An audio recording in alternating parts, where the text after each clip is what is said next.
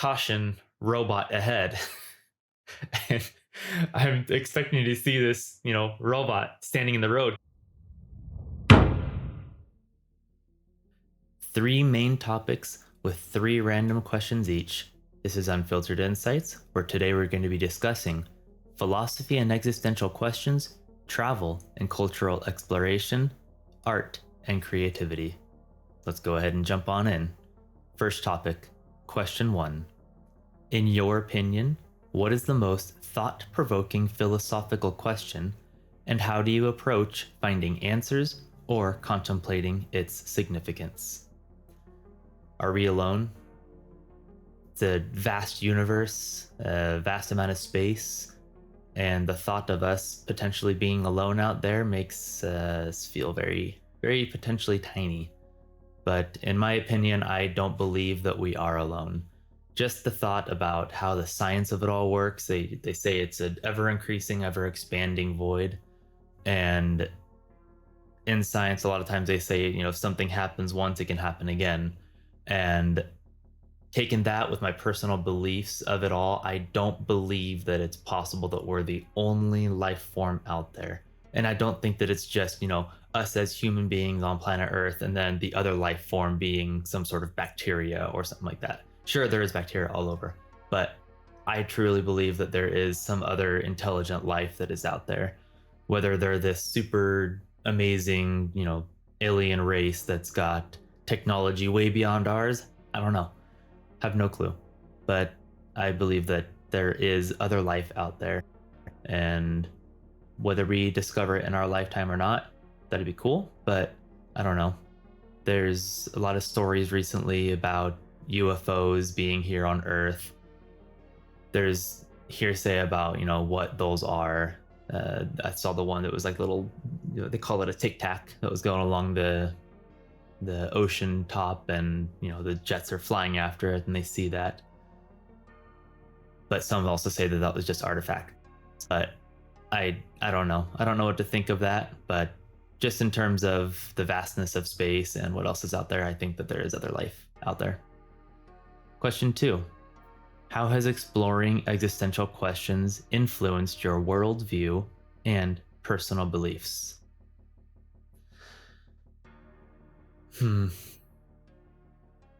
There is a graphic out there, videos. I'm sure you've seen them, perusing on YouTube, but where, it shows us on the earth, it zooms out a little bit, and then it shows like your state, your country, the world, the moon with the world in the background, and then it just keeps zooming and zooming and zooming, and it gets like our galaxy and then the nebula and so on and so on and so on. And then suddenly there's a star that it's like, this is just part of another galaxy that's somewhere out there.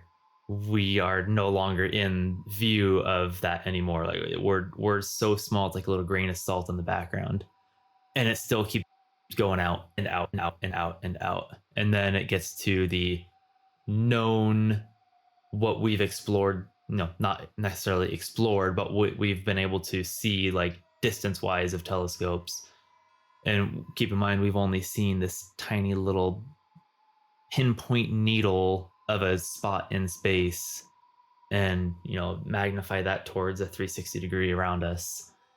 We're small. We are very, very small. And I take that into my life because sometimes we want to be like, oh my gosh, my issues are so big. Look at what's happening to me. But in the grand scheme of things, what we're going through and the trials that we're going through are these tiny little pinpoints in life. It doesn't mean that what I'm going through isn't important, but tomorrow things are going to be different. Life is going to be different, because what I'm going through today, when I look at it tomorrow, it's going to be nearly nothing anymore. So that's influenced my worldview because it's helping me to just get over my trials quicker. Because, again, what I'm going through is really small and insignificant in the grand scheme of things. Question three. How do you balance the pursuit of personal meaning and happiness with the awareness of life's inherent uncertainties and challenges.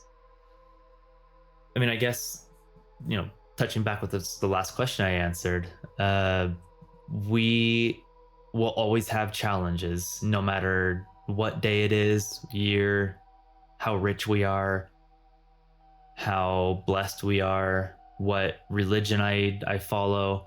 It does not matter. So a challenge that I've had, a year ago is what I'm going through today are 100% different.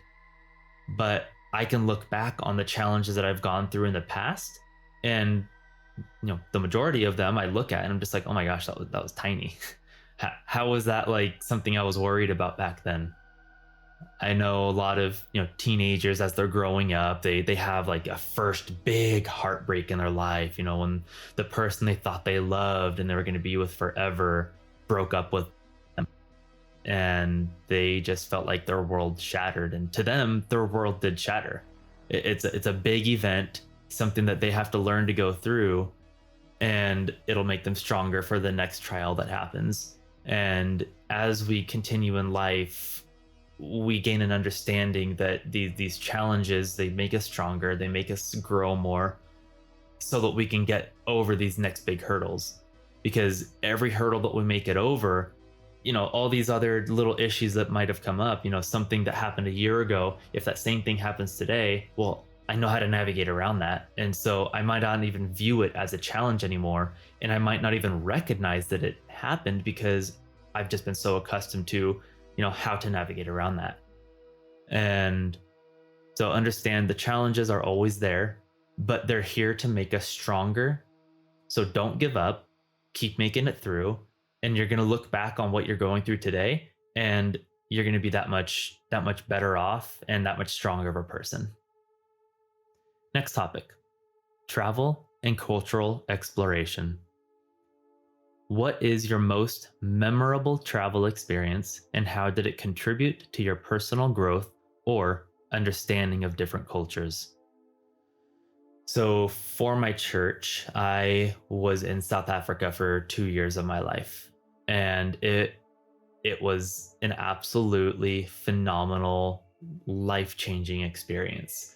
And I'm going to leave the whole aspect of the church out of this because, given the question, how did it contribute to my growth? Being in South Africa for especially that duration of time, I get not everybody has that blessing to be able to live somewhere for an extended duration of time, but I really got to be with the people and see what they went through on a daily basis. Because a lot of these people, you get these relationships with, and you go back and you visit them, and you teaching them, and you really get to see, and they open up to you about some of the challenges that they're going through and the hardships that they have. And I'm here just purely to serve them. And it was an amazing experience, an absolutely beautiful culture. And something that I'm always going to remember is they had so little, I guess not all of them, but I was in some very not well off places where people, were literally living in shacks, and some of them had, partial dirt floors. And there is one place that I went into, a guy was living, and he'd lived there for years. You couldn't open the door all the way because it opened up into his mattress that was on the floor. And on the other side of his mattress was his little tiny like bookshelf that he had, which he had clothes in a couple of them, and a couple little books and some little like trinkets and daily carry things. On the other side of that was another little table which acted as his kitchen.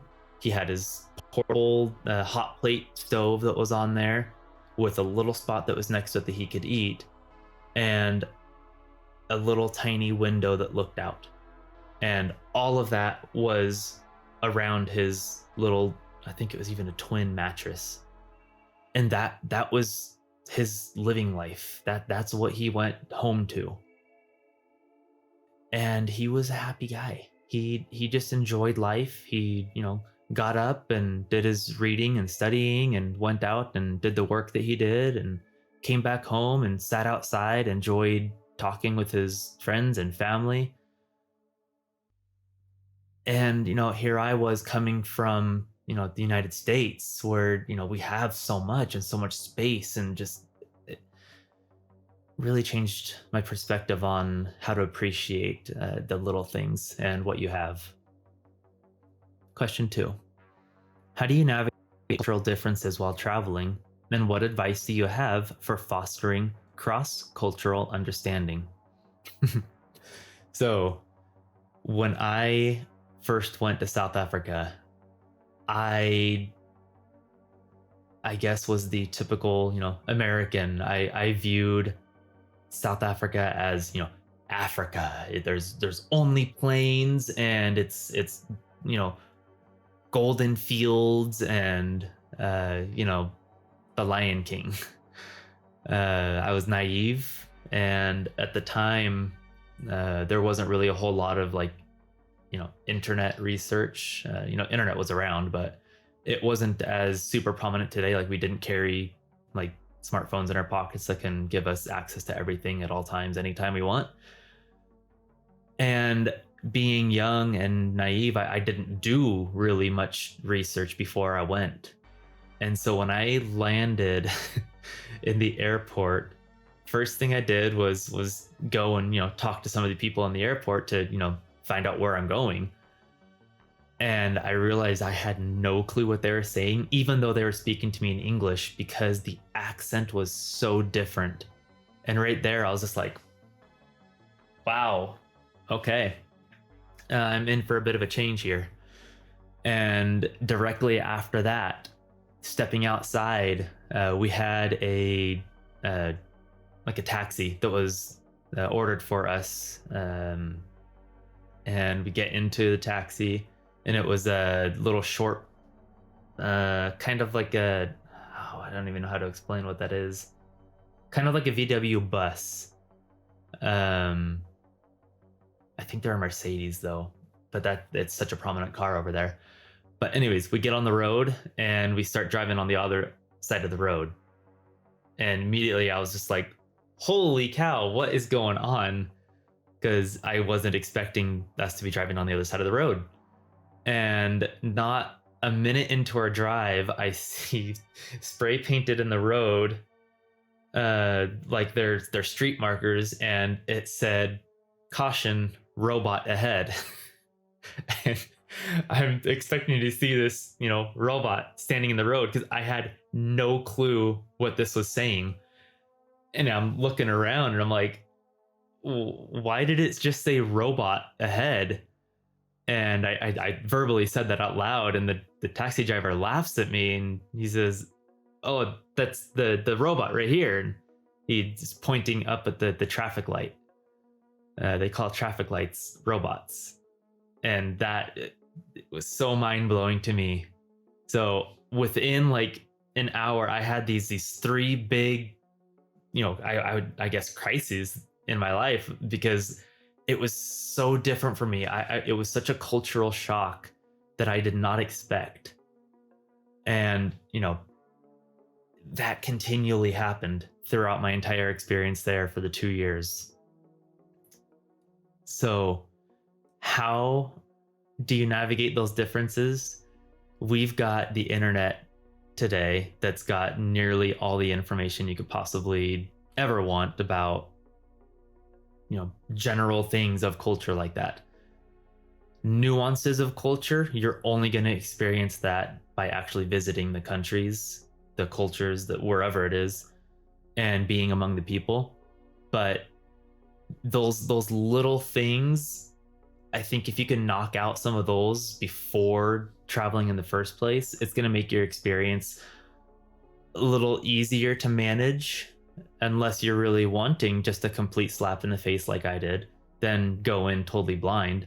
But to navigate that nicely, as I do it today, when my wife and I travel, we've gone to Colombia, and I look up things and we're looking at the area, and seeing what names of stuff there are, that makes it a little easier because you can, understand what it is that you're looking at once you get there. Question 3. Share a destination you would recommend to viewers for its unique cultural experiences and why it left a lasting impression on you. Well, I mean, I guess I'm on the topic of South Africa here. So I served in 5 main areas when I was there. Couple of them weren't, I guess, like travel destinations, but I would still today love to go and visit them only because I was there for so long and like I know the area and some of the little smaller things that are around. So while I was in South Africa, I first went to Soweto, a small little township. I guess not small; it's a pretty large township there. But it was beautiful. There it was like a mixture of really, I guess there was nicer homes there, but there was also less fortunate people that lived in more rundown things. But it still was a beautiful area. Miss being there so much. I was there for about 6 months, and I then transferred to a little town called Soweto. It was out in like the middle of nowhere. Their main destination for work out there was a coal power plant. That was, I think it was called Sasol Power, and it was a coal mining operation that they had. A lot of people worked there predominantly. So a lot of people during the daytimes were gone. So my time there wasn't really nice, I would say. There wasn't really a whole lot to do. And most of the days we just knocked on empty doors because everybody was working. And that was a little rough area, but it was still beautiful being out there and seeing the I guess the emptiness of it all. A lot different from being in a jam-packed city. From there, I transferred up to a small town called Nelspruit. I know the town name has changed since I've been there. They've officially changed the town name, and I don't remember what the name of that is. But if you look up Nelspruit, Nelspruit, that is the main city on the south side of the Kruger National Park. Kruger National Park was absolutely phenomenal, but Nelspruit was a beautiful city as well. It was like the city that was nestled within a forest. Just if you got like an aerial view of the city, it mostly just looks like trees. And when you're actually like in it and walking around, there was beautiful fruit trees everywhere and large, I don't even know what they were. There's these giant things that would hang off of trees that looked like if it fell down and bonked you on the head, it could knock you out. But it was a beautiful area. And then we got the opportunity, as I mentioned, to go into the Kruger National Park. And if you ever get the chance to go to Kruger National Park, absolutely, hands down, phenomenal experience. When you drive into that park, you are in the animals' territory. There was the time where we were driving around on this dirt road and we're going around this corner and we slam on our brakes and we're sliding out because there is a lion that was lying in the middle of the road. And I'm not talking like a tamed lion that was trained to be docile to people. This was a wild lion that if we had pissed it off, it very well could have run and jumped our car. And we all had our windows rolled down because we're out looking at the windows, looking at all these animals, and they're manual windows. So imagine if it decided to come running up to us and we're sitting here trying to roll it up. That was just one little experience. There's other times where we're driving through, we were going by this river, and there is these big trees that was just along the riverbank. And in between these trees, you start looking at it and you're like, what is that between the tree? Only to realize it was this massive spider web, a single spider web. I'm not talking like those trees that you've seen pictures of where like they get collected with the whole like thousands of spiders. A single spider web trailing between these two trees with a absolute monster of a spider in the middle of it. I'm talking like just mind-blowingly huge. That was awesome to see. And other times, we're going and we're going down this super rough trail, and we make it just over this crest, and right when we crest it, we see this little like grotto down below with a pond right in the middle of it. And I'm not joking, there was a rhino that was there drinking water. There were two giraffes that were out in the distance. There were some elephants there, warthogs, and in the far corner of it, there was an alligator that was sitting encroaching on the edge, just waiting for like a small game deer or something, impala, to come by so it can, eat. I sat there for probably a good like 2 hours just watching, these animals just coming and going. That was so beautiful, so amazing. Anyways, so that was that area. From there, I went to Pretoria, and I was mostly in the city. And it was cool to experience a big city somewhere else. I grew up kind of close-ish to LA. I don't really care for the city, but it was kind of cool to experience a different city somewhere else in the world. And there were some beautiful attractions there. There's a like fort on a hill. I can't remember what the fort was called anymore, but if you look up Pretoria and fort, it's going to be the first view that you see. It was really cool to experience that. That was back from the I think it was from the Boer Wars that was there. Boer Wars is the white Afrikaners that traveled to there, and the whole war that was there, blah blah blah, whatever. I'm not going to get into the politics of that, but it was still really cool to go and visit that. You can see the remnants of it, and it over kind of looks the whole city. You can see 360 degrees all around it. So that was my time there. And then my last area was a little township that I served in called Kwagua. And that was a short duration, the shortest time on my mission. I was only there for 6 weeks, but it was beautiful. I loved the people, so welcoming, tight knit little community. Everybody knew us as we went around. It was really, really fun. One of the things that I miss from South Africa, they warned me about them because a lot of missionaries that went there ended up gaining weight from eating a lot of them. But it's called a kota, Kota, and it's basically like a half slice of bread with the middle of it kind of like dug out, and they fill it with stuff like French fries and sausage and cheese and sauce, and then they put that back on there and wrap it up and give it to you. And really cheap and relatively speaking, but I love those and I miss those so much. They definitely don't have those here, and I would like to say I'd spend the time to make them, but I don't. I'm just gonna treat myself one day again when I visit there. Anyways, let's continue. Last topic: art and creativity. Number 1. Discuss a piece of art, whether visual, literary, or musical, that has deeply resonated with you. What emotions or thoughts does it evoke? Okay. Let's go the musical route. First thing I thought of was that there is a band called Lorna Shore.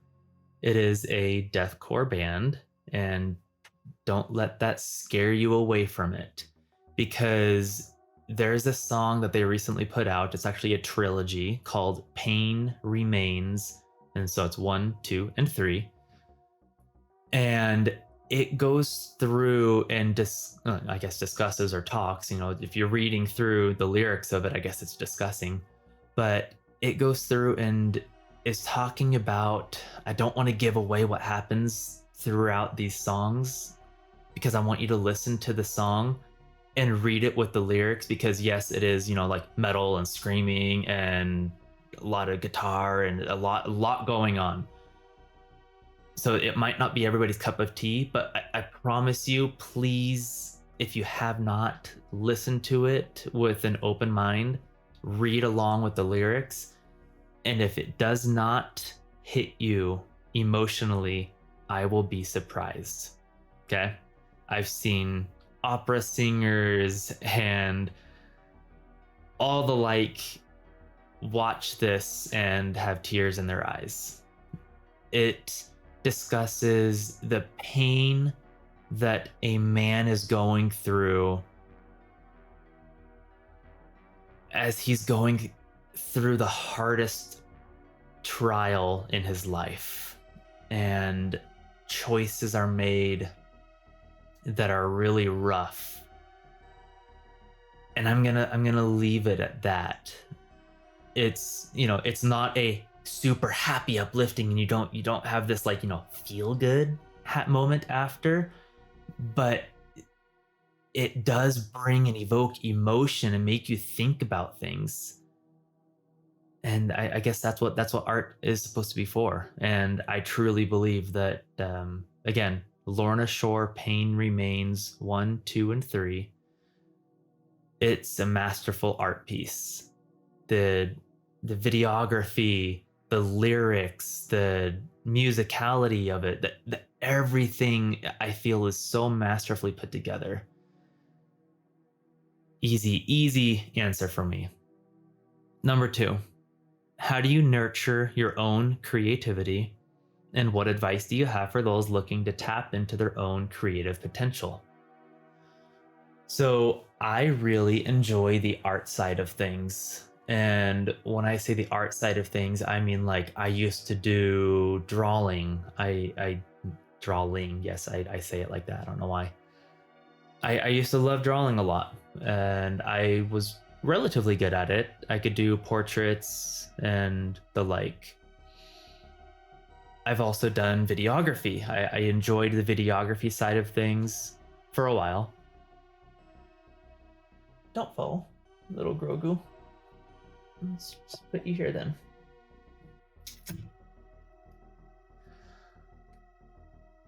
Anyways, I've enjoyed all of that. And from, growing up, I didn't really have a whole lot of like, free time to just put into that, because it wasn't a career, and I'm more physical and I like doing things. So I got into construction, but more of like the fine carpentry side. I started doing like cabinetry building and a lot of entertainment units, and that was an amazing outlet for me, because I could, be physical and express my artistic talent in, designing and building these amazing things. And the angle of it, seeing what I created with my own hands, was phenomenal. And I've carried that through for my whole life. I've always done things they're very physical and demanding, but in a way that I can express like myself. And I guess, leading into this question, how do you nurture your own creativity, and what advice do you have for those looking to tap into it? If you are really good at something, find out what else you can tap into to further express your creativity, because you can learn and you can actually grow your talent by learning something else and get better at, what might be your main focus, because you've also started doing, X, Y, or Z over here. And as you continue doing that more and more and more and more, you'll find like you've got more to pull from your general like knowledge and creativity, that it will expound your talent. They always say there's the parable of the man who kept his talents and hid them, or the man who went out and doubled his talents. Got he had 2 and then he had 4, and he was given 4 and then he got doubled and got 8. Always look for ways that you can expand what you have, because in the end you're going to have more, because you decided to not just stick with one little thing that you are going through. Anyways, number 3. Explore the relationship between art and societal change. How, oh, no, art can be a catalyst. Can art be a catalyst for positive transformations? I mean, of course it can. Art has always been used for expressing what words can't throughout time and history, and including today. Art is always used to, push cultural norms that might be, outdated or whatever people feel. It doesn't matter if one person thinks that something is right or wrong. Everybody has the right to their own beliefs and their own ideals, and whether that's right or wrong is a whole different topic. But the base of the matter is there's always some artistic form that is going to be pushed out to help the cause.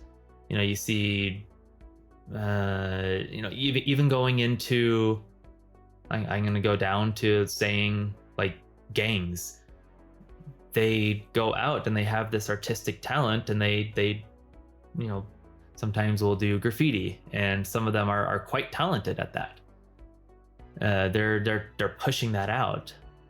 It goes into, I was talking about societal norms, things that people want to change in culture, because they feel they might be looked down on.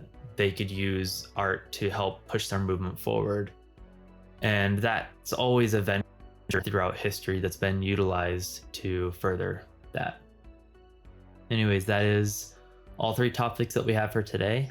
If you guys have any other questions or things that you would like discussed, or other ideas of videos that you would like, please share them with me. And as always, like and subscribe if you like this, and thank you for listening.